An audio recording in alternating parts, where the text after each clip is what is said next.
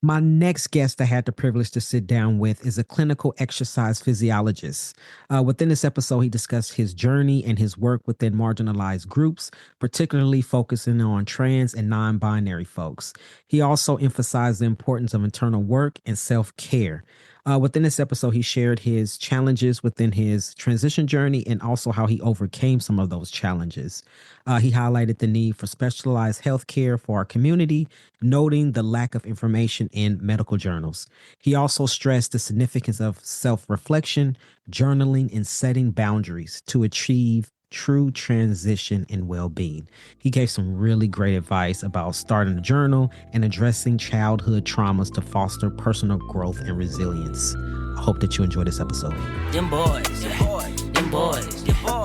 Amplifying, transmitting color voices, yeah, we here making noise, yeah. Making noise, yeah. Visibility equals possibility, you know we them boys, yeah. Them boys, yeah. Amplifying, transmitting color voices, yeah, we here making noise, yeah. Making noise, yeah.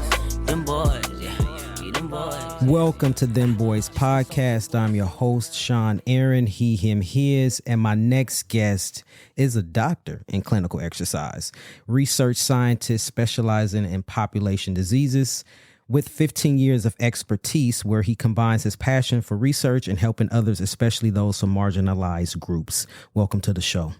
How's it going? Going great. I'm so happy to have you here. Nice to be here. Thank you. Yeah, for sure. You want to go ahead and introduce yourself for folks? Sure. Dr. Liam, Doc. I am a doctor of exercise physiology, clinical exercise physiology. And basically what that is it's a division of physiatry, which means I prescribe wellness rather than medication. So I work with physicians like specialty physicians such as cardiologists, special disease populations, Alzheimer's, Parkinson's, LGBTQ populations, AIDS. And I work directly with the physician to help the patient get well. So when surgery is done, they come to Dr. Liam and I carry them through by way of exercise and nutrition so that they can live for the rest of their lives, because you never want to depend on the medication to do one thing. So are you talking about in a way kind of like physical therapy almost?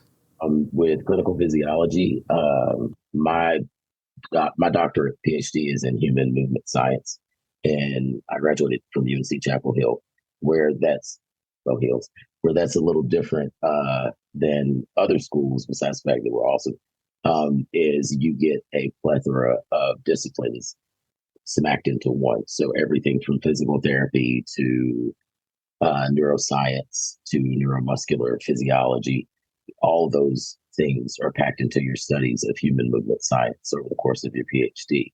You compile all of those things to make your thesis and to prove your theory. So where epidemiology comes in, which is my master's, that's where research science is.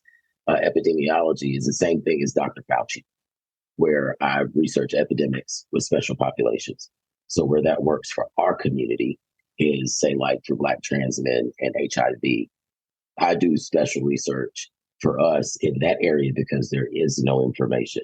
With FTM bodies, there is no information. 70% of medical journals that medical students study and they leave school with, your primary care physicians, your GPs, your health practitioners, they have absolutely no information about us in those, particularly brown us, not brown as in POC, brown as in melanated Black men that are of transgender identity, FTM, which shouldn't be a surprise, because if you look at the medical field and the information that they have about brown bodies in general, especially biologically born females, brown Black women, complain about the medical industry all the time because of a lack of information, a lack of proper care. I do research that focuses specifically on us. That's where my services are so different from any other that you'll find, is because they're catered to us. I transitioned almost 30 years ago. So with all of that together, I offer something for us that your primary care, your plastic surgeon, they can't. Very interesting. I really want to for us to get into that a little bit later.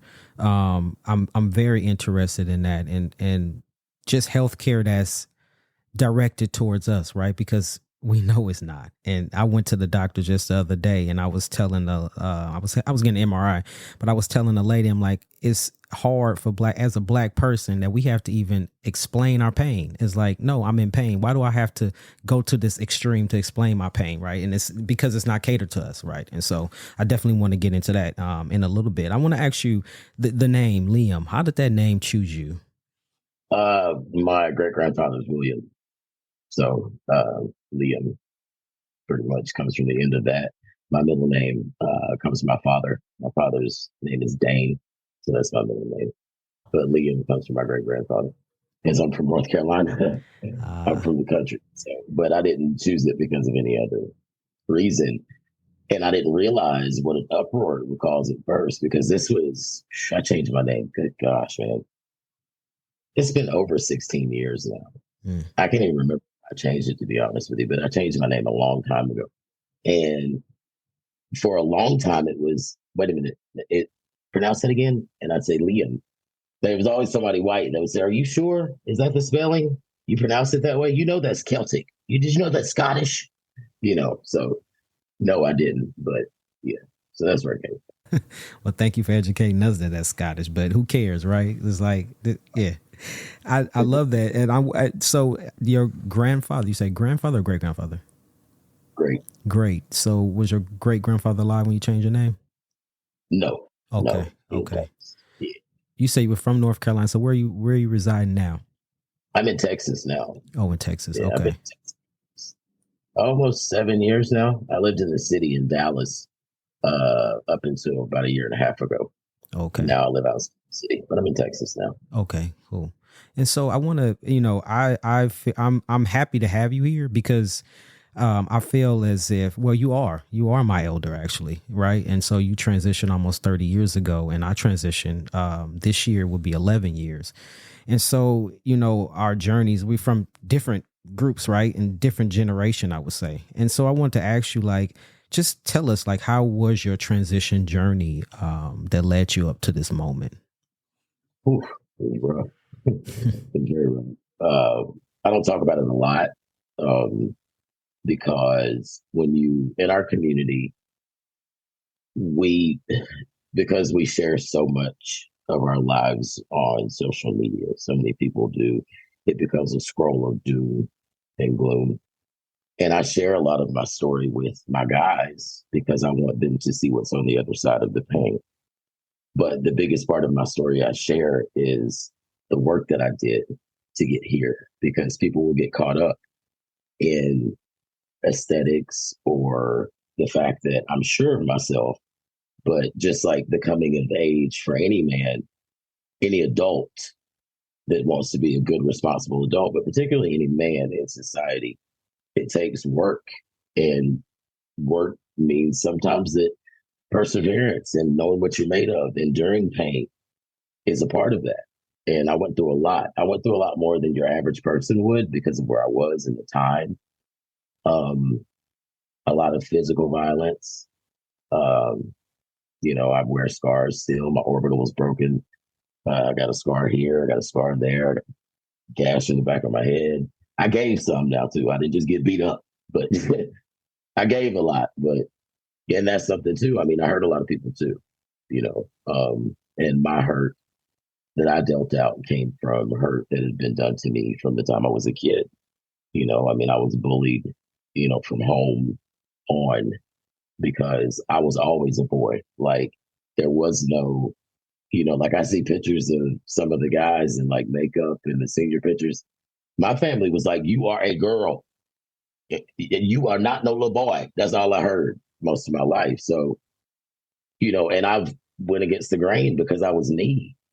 And anyone now in my town will tell you, that's somebody who we've always known was who they are. That's why I don't catch flack from people, because I caught a lot and I dealt with a lot, but I've stood on who I am. And I'm really glad that I didn't have social media. I didn't have outside influences. I didn't even know what transgender was. My transition happened so weird because I always knew who I was, and I was always me. Like the only thing that changed literally was the outside. I was always me, and it was to the point where like everybody was always like, "God, you're such a dude." They gave me this nickname. The guys gave me this nickname, and it was pretty bad. It was rough, but I started bodybuilding at 18, and rebelled. I'd cut my hair and I'd stop playing sports. I started bodybuilding, powerlifting. And once I saw the changes in my body when I started taking hormones doing that, I was like, wait a minute, this is exactly what's been missing. Because I've wanted to look like He-Man since since I saw He-Man, that was it. Like, I was like, that's it. And my family I was always the weird one. Obviously I still am, but I was always very weird. I was the oddball out because of stuff like that. And if you look at like when people were complaining about not being able to go to the restroom, I got kicked out of the restroom back in the 90s, like had to fight men in places because they thought I was going behind their wife into the bathroom. Whole club of people. And I'm now out in front of everybody. And all I'm trying to do is go pee. I'm in the locker room, and this lady called the cops on me in the locker room, and they had me in handcuffs. And I had to reveal myself to them, to the police. And back then there was no, I love it when people say that. So why didn't you do something? Nobody gives a shit. What do you mean? Do what? You know what I mean? So, and there were worse things that happened besides that, but it wasn't a pleasurable experience. It started that way. And then when everyone saw how happy I was, it was almost like they were like, oh, hell no. We got to cut that out. And I think that happens to a lot of brothers. But something that social media doesn't prepare our family for is real life. The lollipop stuff you see on social media is not a transition. Your testosterone is a medication. Your life is your transition. Your testosterone is your complement to it.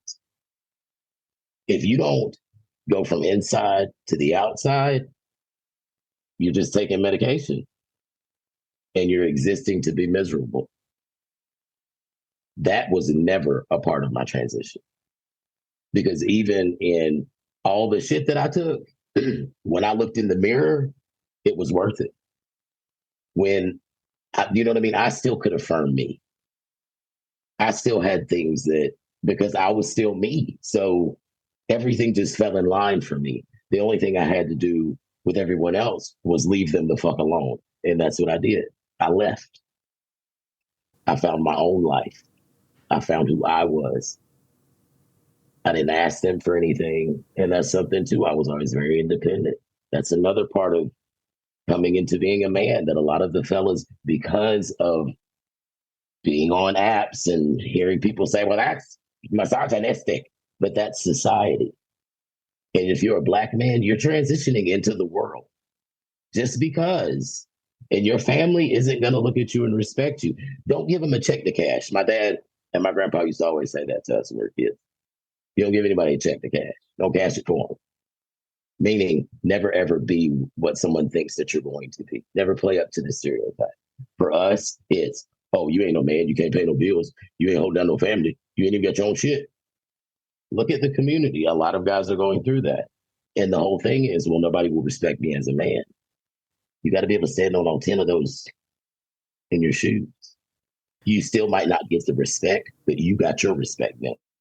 Yeah, I think it's very interesting to hear you say that testosterone is just a medicine and it's not going to solve all of your problems. That's very, very interesting, because I've said this many a times too, right? And no, and just to be trans-identified, hormone therapy doesn't have to be the route that you take, but if you do, it's not a fix-all thing, right? So are you saying there's some internal shit that you got to work through? Is that what you're saying? That's all it is, period. It is all internal. It doesn't matter. That's for any man. That's why toxic masculinity exists now. The guys that are toxically masculine, they're not masculine. They're usually on the other end of it all. On the outside, they might be overly masculine. But on the inside, what work have you done?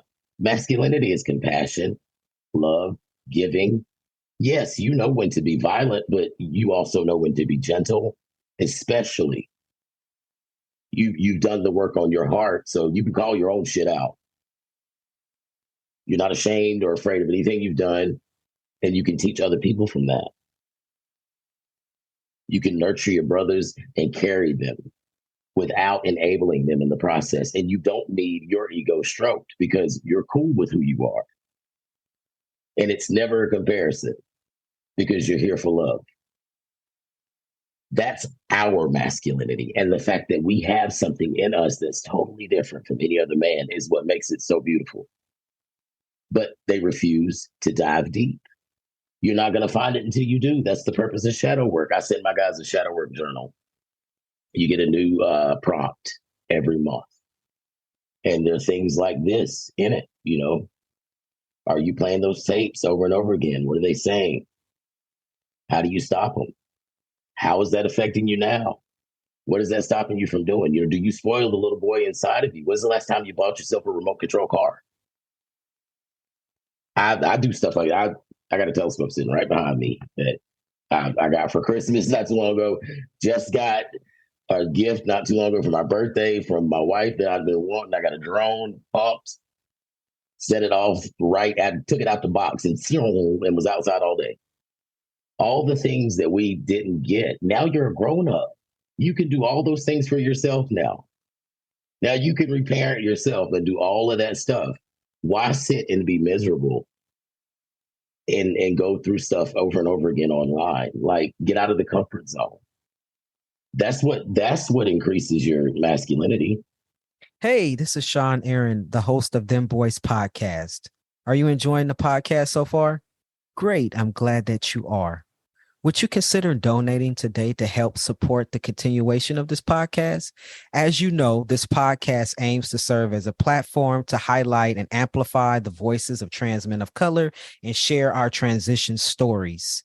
The podcast not only aims to amplify trans men of color voices, but it also raises awareness around our lived experiences. You would like to donate? Where can you donate? Great. I'm glad that you asked. Link in our description will take you directly to Network for Good, whom we've partnered with in order to collect donations for the podcast. Or you can visit our website. On the website, click the donate button, and from there, you are able to donate directly to the podcast. All donations are tax deductible.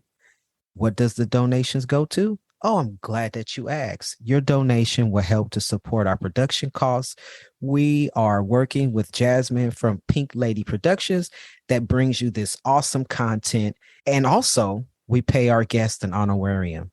Pay our guests an honorarium? Yes, we do. Why? Because as trans men of color, we would like to support and uplift each other and honor the time that's given out to come here and share their stories. So if you love this podcast, share and donate. See you on the next episode. Take care. So what if somebody listening say, yeah, I hear you, but I don't know where to start. How can I start with working on myself? What would be some advice that you would give somebody? I always tell my guys to start with journaling. Just write, and don't expect to write 10 pages. Sit down and write 2 lines. It leads to 2 hours sometimes. Sometimes I just sit and write words. You know, find a prompt journal that will ask, like, you know, that'll actually give you some things. And don't get one of the generic ones. Like, search for something. There are shadow work journals for Black men, and they dive into childhood and everything. How did these lessons shape you into the man you are today? What are some lessons you got from your parents about being a child of color in the world? And you can actually write from the perspective of a little boy, because that's who you've been. That's one thing, is the guys, there's a lot of 1 foot in, 1 foot out. She has to die for him to live, period. You've got to take the good from her. And then, you know, something that I had to do that I got from therapy, I had to sit in the mirror and talk to my inner child and say, hey, I got you. All the things that hurt me, all the things that happened, I had to list those things. Crying like a baby. It was hard to do. I had to stop 3 times. But I had to let her know, hey, you don't have to worry about anything anymore. Now I can take care of us. People aren't going to do that to you. You're smart. You're this, you're that. Now you can actually go play. You can go live. And I'm going to go live. And we're good. You got to do that. I love that. Otherwise, she's still going to be in there, you know, going through her same hurt over and over again. And every time you share the before and afters, every time you share, you know, something that's from the past, you're reliving that because your body doesn't know what time it is. Your body doesn't know what day it is. Your body only knows feelings. So until you deal with that shit and get rid of it, you're going to keep reliving those traumatic emotions. And where the guys don't understand is one beautiful thing about our bodies is we are not going to lose that part of our parasympathetic nervous system where we attach ourselves to feelings. You'll wear it in your body, in your hips, in your neck. These things won't go away because of your biological birth. That's another way to start from square one, except biology. From your head to the middle to your feet. And love every bit of yourself and take care of all of yourself. And that helps a lot. You know, you see a lot of neglect. People neglecting themselves, people forgetting about the bottom part of their body because of dysphoria. Yeah, dysphoria exists. I get it. Trust me. But dysphoria also exists because you haven't dealt with something in here and in here. People ask me now, you know, are you stealth? And I tell them, I don't live in that energy anymore. I can't even tell you. And they don't understand what I mean. And I said, you will. You'll get it. When you get there, I can't really explain it, but I just don't. I haven't lived in that energy in 19 years. You know, now I have to tell, if I tell people, they're like, nah. I mean, I'm talking community or not, but part of that is also because I don't enter places worried about what other people are thinking about me. I don't give a shit. I don't care what other people think about me, period. If you heard something, cool. Write it down, record it, keep it, believe it. Because I know me and my people know me. That's where we got to get. I just made a video recently about misgendering and slip-ups from family and people. And I told the guys, I said, there's no such thing as a mistake. They just don't call you by your name when you're not around. That's what the slip-ups happen. You're still programmed as Cindy in the phone rather than Seth. I said, all you got to do is ask them, what's my name in your phone? Next time somebody slips up, what do you call me when I'm not around? Yeah. That's exactly what it is. And when I came to terms with that, it helped me a lot. And it helped me to know who not to be around, family included. There's definitely some golden advice, and family included. And I've had to do that in my life as well. Yeah. I haven't seen my family face to face in 9 years. My mother and I, we text every now and then, but I'm cool with that. And before that, I saw them for a few years, and then it was 10 before that. I mean, you got to choose you.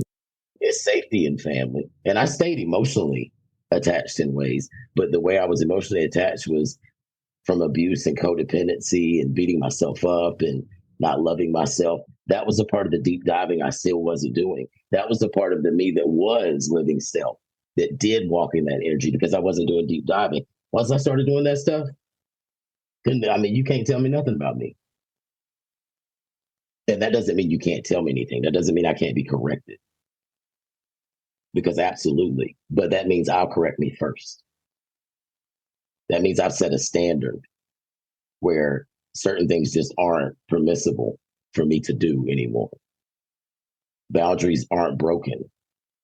There aren't any exceptions, where before everything was up for grabs because I was so desperate to be loved.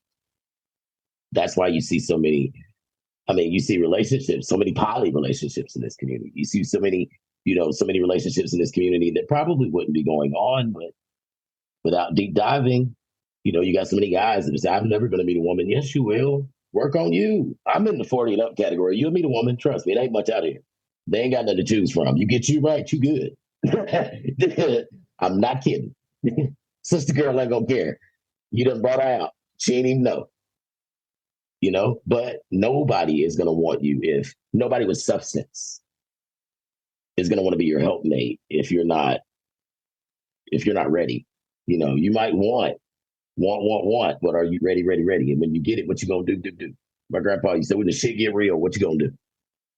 And the work doesn't end, right? It's continuous.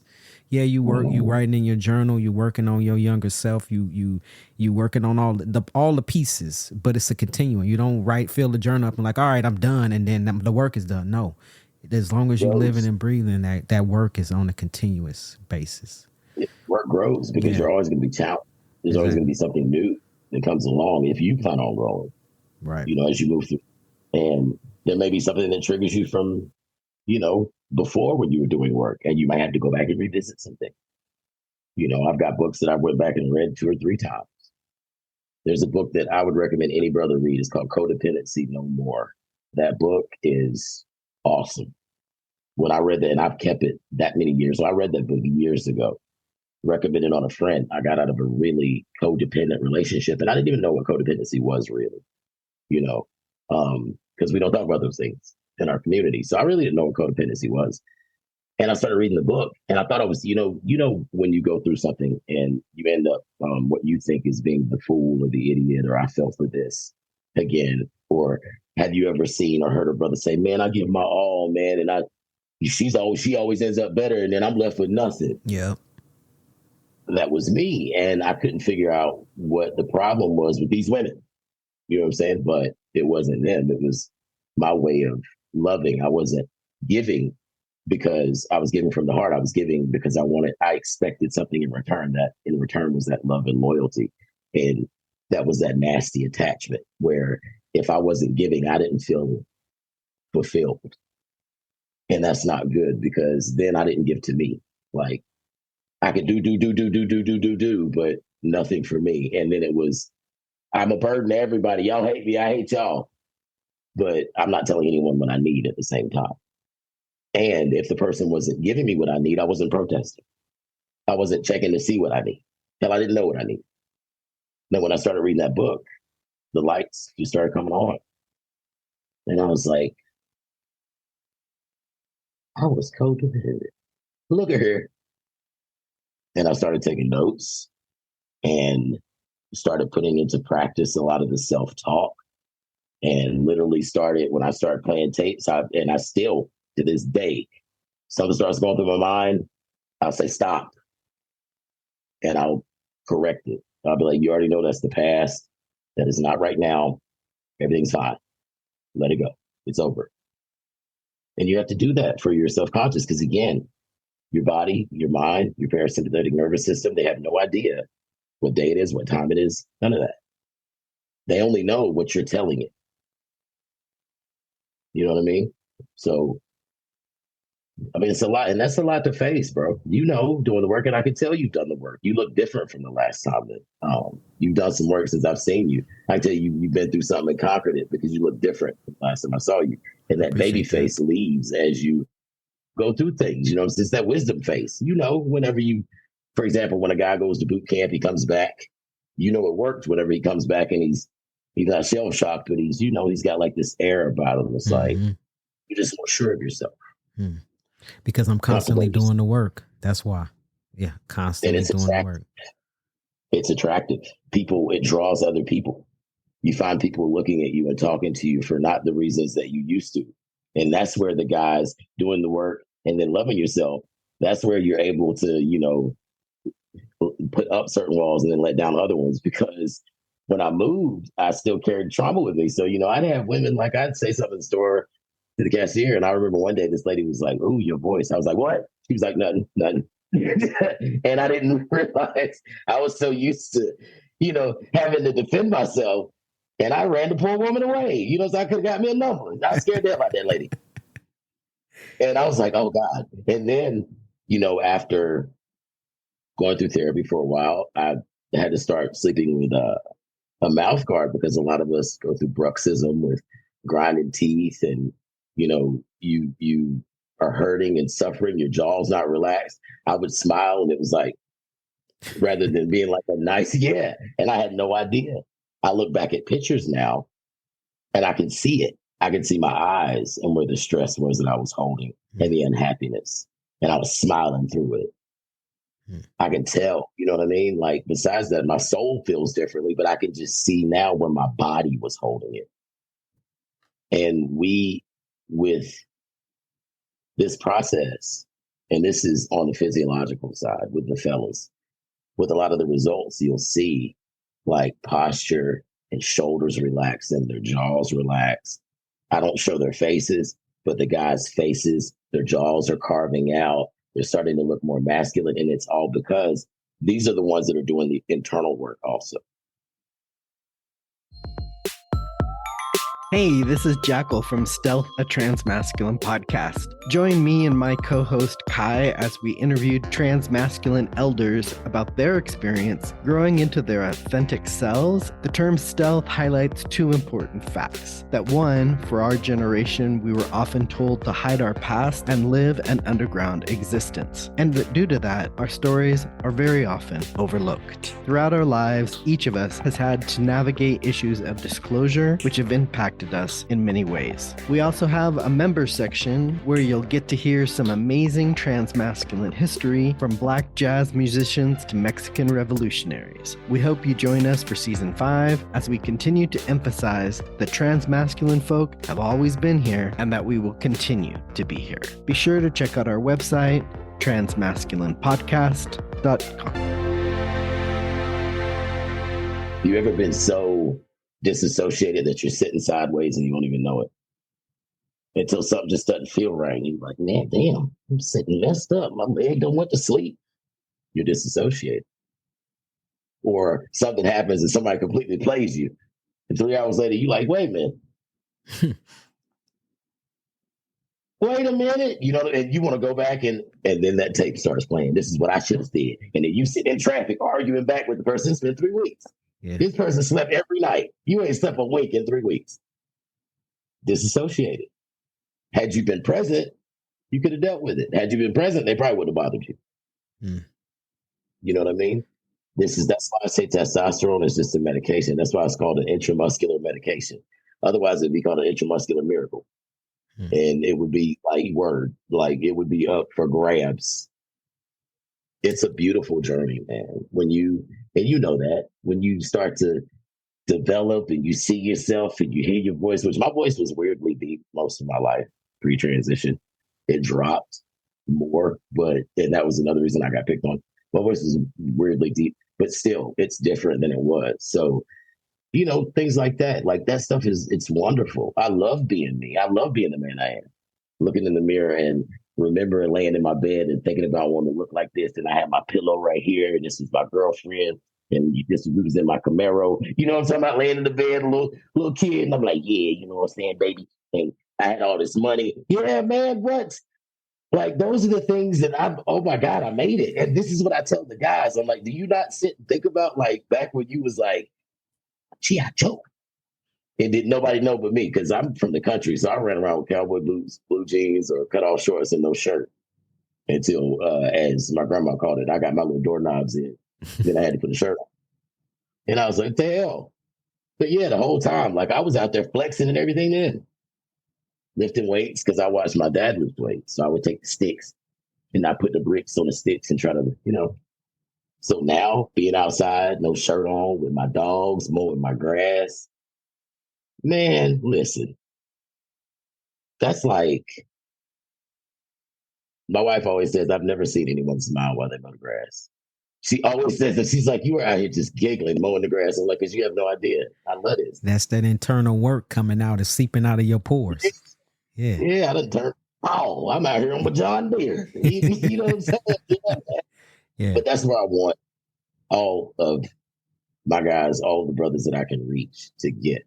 That's where I want them to get. That's why when people come to me and they say, hey, man, you know, are you offering training? I'll tell them, first of all, I'm not a personal trainer. I am a level 5 master trainer, but personal trainer carries a very superficial title in an oversaturated industry of underqualified people right now. I don't put myself in that category. So that's why I say that.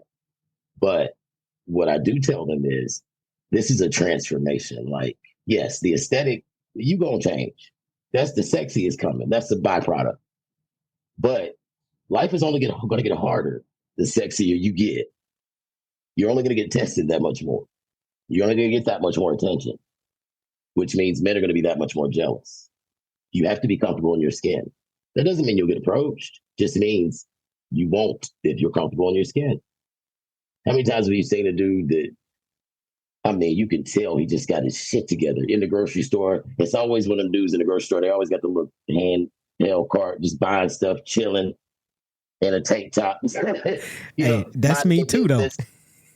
But you can tell, like, yeah. But you see, and you notice people kind of checking you. Yeah. And you keep moving. Yeah. You remember back when that would happen and you almost jumped out of your skin running out of the grocery store.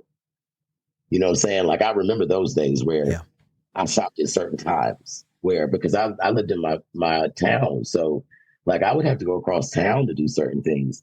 And I looked like this, but I would have to go across town and I still got followed by people.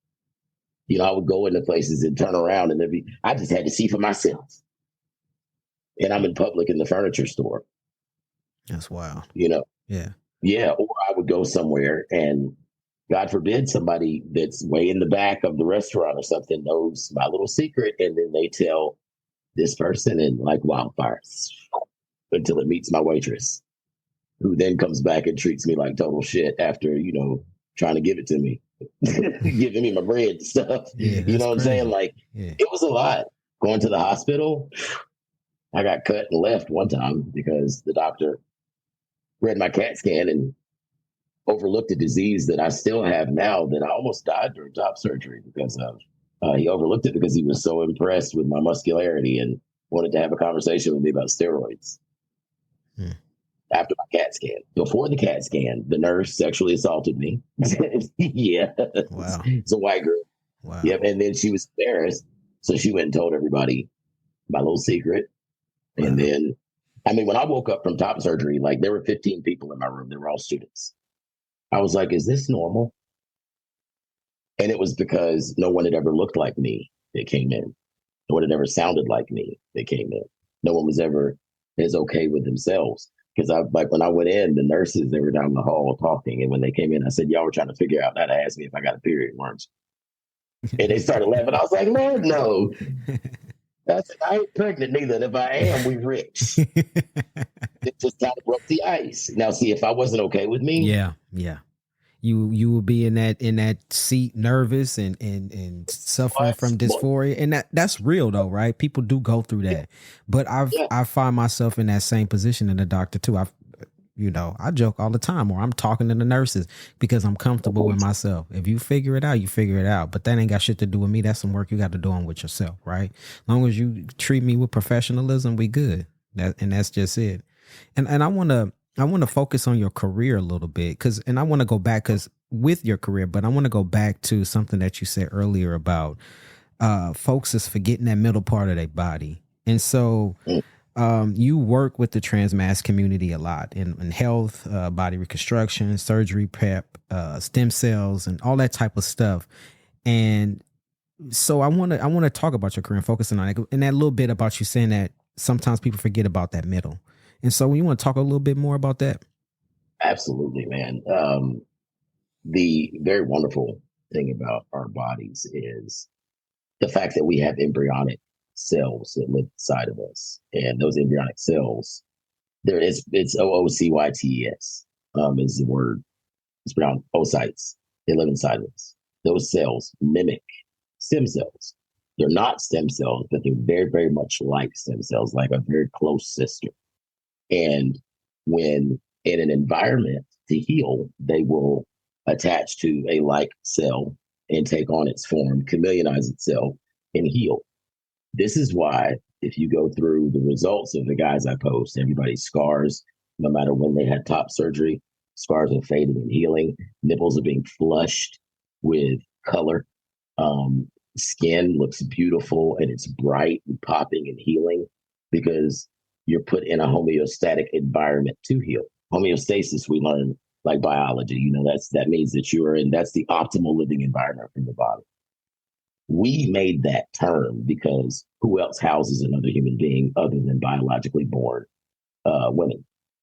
So by taking care of your body and down there being your filtration, your system of cleaning itself, your everything important happens down there. I mean, it's linked directly to your gut, and that's your third brain. And for us, particularly because you're meant to house another human being. So it's like if we were computers, men are like, cis men are, a regular PC, and we are like the latest Apple to come out. We're like NASA's supercomputer. And that shouldn't be a surprise if you look at how quickly women bounce back from having babies. You just popped out a person in 6 weeks. I've got women where we've trained up till the day before birth. And I mean, I'm talking 3 weeks out of birth, we're back training. That's amazing. And you popped out a person who you carried inside of you for 9 months. You know what I mean? So the healing process is amazing. With us in particular, it works so well because so many people have neglected themselves for so long, the body wants to heal. But if you forget about downstairs, meaning you don't wash properly, you just don't care for yourself. If you pack without cleaning your pack, cleaning that area, washing your pack on a regular basis, shaving, using feminine wash products, using wipes when, there are hot days, making sure you stay dry. I don't agree with using any kind of powders, but you can make sure to stay dry. If you insist on wearing, boxer briefs and you're a bigger dude, then take the care. The wipes, throw a pack in your car. When you go to the bathroom, hit under that little stomach area, plop, plop, inside of your thighs, and you'll stay fresh. You'll feel better, like on the inside, because the more you wash, you're supposed to technically drink enough water that you could wash one time with. So you could pour over your body and wash your body with. Most people don't drink enough water to wash their hair. So then trash collects in your filtration system. Where's your filtration system? Your pee tells the story. When you pee, not just the color, the smell. When people talk about the smell of a vagina, it doesn't have a smell, to be honest with you. It doesn't. Like if you are in homeostasis, it doesn't have a smell. It has a smell after certain activity, of course. But if you have just a normal stench, then you're not in homeostasis. Your pH is off. And a lot of trans guys' pH is off. That's where the supplements that I recommend, chlorophyll, sea moss, mullein, and wheatgrass. Chlorophyll strips all of that heavy metal out of you. My guys, they get a care guide, a keep it cute care guide. And I touch on the bottom. And there are pictures of stuff to buy, the feminine wash. My wife buys mine.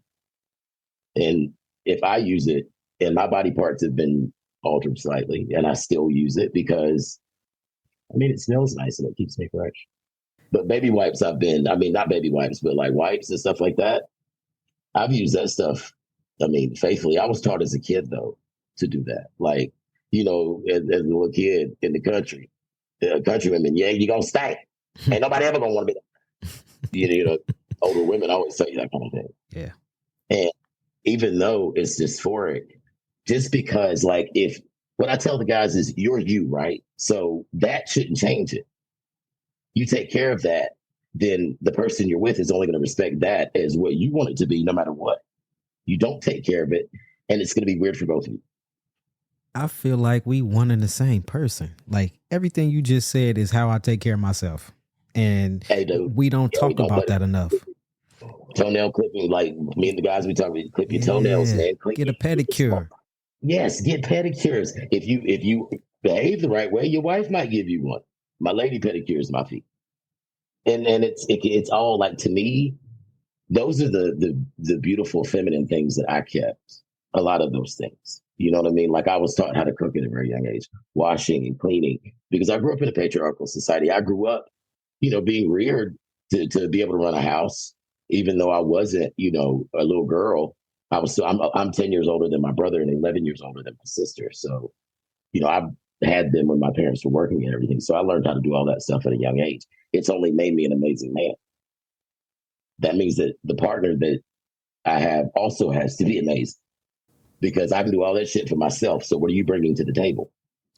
A lot of women get us that way, with being who we are. She can cook, she get food stamps, you know what I'm saying? Got a couple kids, but it ain't nothing. Hell, I want a family anyway.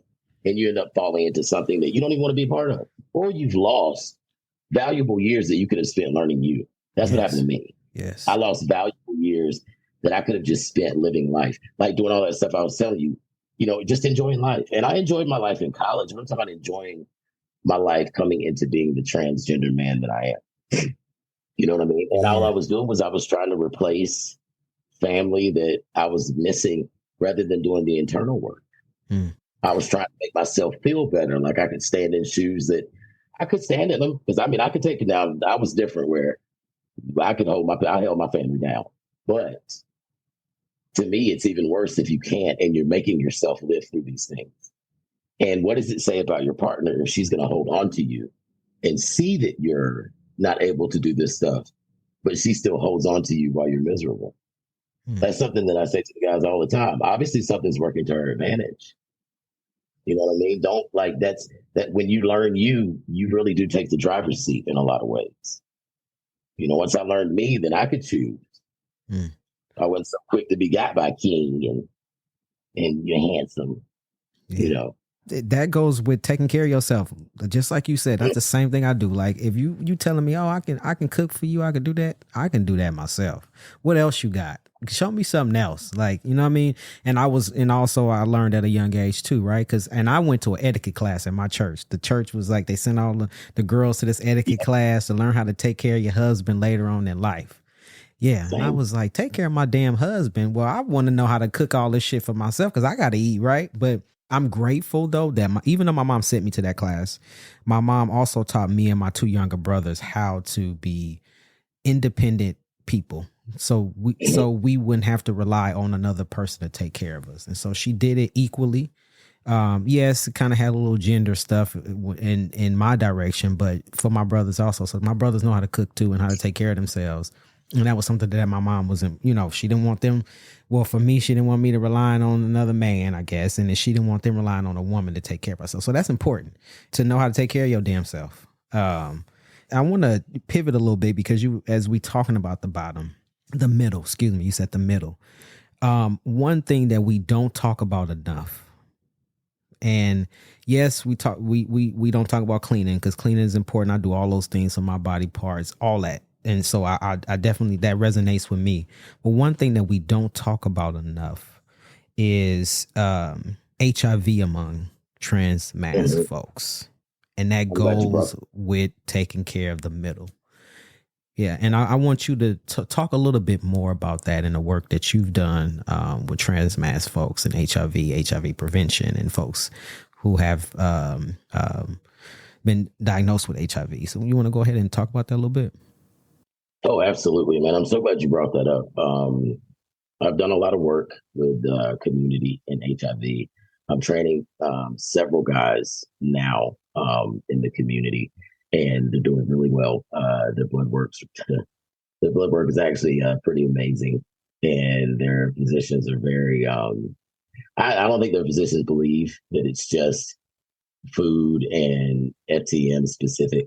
Like, you always get the, well, that could be a part of it, but primary care physicians, 58% of them don't know anything about nutrition. So there's that. So I'm not surprised, and that also takes away from their money, big pharma. If you're doing well, then you don't need as much help from them and you don't need the same dosage that you would. With HIV and Black trans men are left out of the conversation way too often. 78% of Black trans men are locked out of availability to PrEP. And I'm not talking about PrEP the drug, I'm talking about PrEP drugs in general. And where that's 11 versus the 11% of white and non-Black, which means brown, transgender men that actually don't have access. So that's quite a difference there. And there's also the fact that trans men are actually the leading group to be infected because we have more mucous membranes to be infected by HIV, but we are not studied. We are, if it were a comparison, in 1985 when it comes to HIV epidemiology work and the Black trans male community. there's more work being devoted to gay men, Black trans women, and globally in Africa. I've worked on several studies between UW and UNC Chapel Hill, focused on HIV and AIDS, and ending the global disaster and the catastrophe and getting the numbers down. And our community is the only community where the numbers aren't even accurate. They're not even really being recorded properly. The guys aren't being serviced properly. And our bodies, like I said, are extremely complex. So when you're taking HRT and you're taking, say, AZT or whatever your HIV medication is, you're double dosing your immune system. You put yourself in an even higher risk category of death because HRT, testosterone is hell on your immune system if you're not taking care of your body properly. Your kidneys, your lungs, the heart, all of that. So if you're not taking care of yourself, let's say you're a little overweight, you're taking HRT, your heart is probably going to grow a little bit anyway from the testosterone. Then you're taking your HIV medication. You've got two medications that are clashing because remember I said testosterone is a medication, which is why you go so topsy-turvy when you're not on it properly. Let's add that to the mix. Let's say you're not taking your shots the right way. Your endocrine system lives in your mind, that's where your hormones are, and in your body, in your adrenals. So adrenaline, meaning holy shit, which is why when you don't take your shots, you feel like you're in a money machine and you can't grab your thoughts, right?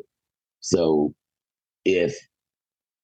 all that I just said, now you take your endocrine system and you got all these calls in queue because you're not taking your shots. So your AZT doesn't know what to do and you're not eating properly, or you might be hungry, or you're not getting the right nutrients, or if you're eating processed food, now you throw chemicals into the mix. You see what I mean? We die at a faster rate. We get infected more quickly. We suffer more mental paralysis because of our HRT and the fact that you already have estrogen in you. There are so many things that are not known. We could do a whole other talk, another talk about HIV and Black trans men and education. And then I've told you about the embryonic cells. So it's not, brothers could really be feeling better. Like you could really feel good. Your skin could look good. Your hair wouldn't be brittle. You know what I mean? Like vitamins A, K, and D, saturated fats, collagen, sea moss, chlorophyll, wheatgrass, real whole foods. I'm a whole foods clinician. Real whole food. And I'm talking about things that had parents. You know what I'm saying? And real organic whole foods. Because now, everything has hormones in it. So if you're not going to a butcher or a mom and pop grocery store, then you're buying cow-like beef.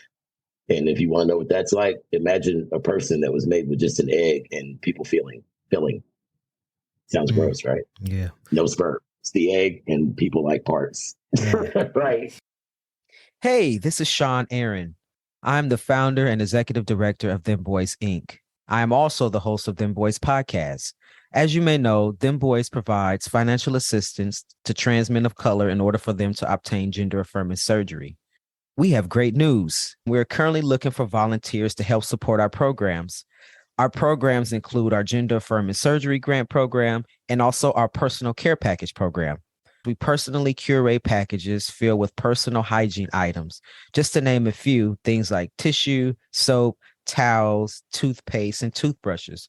We mail them out to trans men of color across the country who may be in need of help caring for their personal hygiene needs. We are looking for volunteers to help raise funds to support our programs. Also, we're looking for someone locally to the Bay Area to help us put all of the care packages together.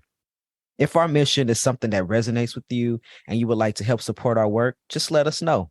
you can send an email to hello@dembois.org. That is HELLO@DEMBOIS.org. And we will get back to you with further details. Thank you for listening, and I hope you enjoy the next episode. So for folks who are listening right now in this moment, what advice would you give them as far as HIV safety for trans men of color? Don't forget that, you, even though you are a man, remember biology plays a role in your life a lot more than other people. So your mucous membranes make you that much more susceptible to everything. When it comes to safety, I feel like people know what to do when it comes to being safe from contracting HIV. I think the problem with the community is loving yourself so you don't become susceptible to what I was talking about earlier, that fake love. We're a fetish for a lot of people. And, you've got a lot of men that are just as predatory as other people are. A lot of trans sisters are predatory on us. So really, the more you work on loving you, you won't fall for it, or you'll be a lot more choicey with your body. You'll be a lot more choicey with you, because there was a time in my life where I didn't give a shit about me, but I didn't act it out by way of having sex. Mine was, rolling with knuckleheads and rage. And I didn't, I just didn't care. Like, you didn't think about whether or not, I could die doing this. Same thing. You know what I mean? You have to reel it in. And remember, you're taking a step at living finally. Don't let your steps take you in the direction where you're killing yourself at the same time. You know what I mean? Mentally or physically. I love that. Thank you for saying that. And stay tuned, because we will be back. This is the part of the show that I love to ask my guests a random question. This list is always growing. We are on 46 questions now. But this season, I'm going to do something a little different. I'm going to do a take one, give one. And so I want you to pick a number between 1 and 46, and I'm going to read you that one question. You answer that question, and then you leave me a question for the future guest to answer. Okay. 17. All right. Number 17. Oh, this is a good question for you. Number 17 says, what was the one thing someone told you prior to transitioning that once you transitioned, you realized was false? That I'd never be a man, just that I'd never be a man was the biggest thing that I heard. And I believed it because I associated being a man with anatomical definition only. That was when, like I said before, the work kicked in. I didn't know that I'd already had so much responsibility inside of me that constituted my manhood. And I'd already passed so many tests that I had no idea that I'd passed until I had to get out and figure things out on my own. And I was actually, I stumbled at first, but then when I fell into it, I was like, wait a minute, so now, you got this. You know what I mean? Like, I didn't realize that, being a man had absolutely nothing to do with what we all think at first, and what I do know is the person that told me that is half a man himself. I still know him today. And he told me that because he was jealous of me then, and I was a lesbian. So look like he need to do some internal work. He does, and he has it, and he's, like I said, he's half a man. He's the type that, he when he told me that, I'll tell you, when he told me that, he split my eye open. That's the dude that broke my arm. And he snuck me. It was my ex's lady. Oh, I body slammed him over the kitchen table. We fought. And he ran to get his gun. I didn't run. He did. And I mean, he busted. It was, and my orbital is still broken, but it's got a crack in it. But, and when I saw him again, I don't know, years later, we saw each other again. I was ready. I went to fight when I saw him again. Like, I'd already made my mind up. It's on sight when I see Freddie. But when I saw him again, he wouldn't do nothing. He wouldn't do nothing. So I'm glad that I'm sorry that you went through that at that time, but I'm also glad that you're here and that he didn't go get the gun to end your life, and that you're here talking to us right now, and you able to be happy and be you in your life and smile while you cutting the grass and help other brothers on their journey. And so I'm so happy for that. So now I want to ask you to leave a question behind so that it can be on my list, and so somebody in the future can answer it. Why is masculinity the definition of division in the trans male community? That is the one thing that creates the great divide. Why do you think that is? Gotcha. Amplifying, transmitting color voices, yeah, we here making noise, yeah, making noise, yeah.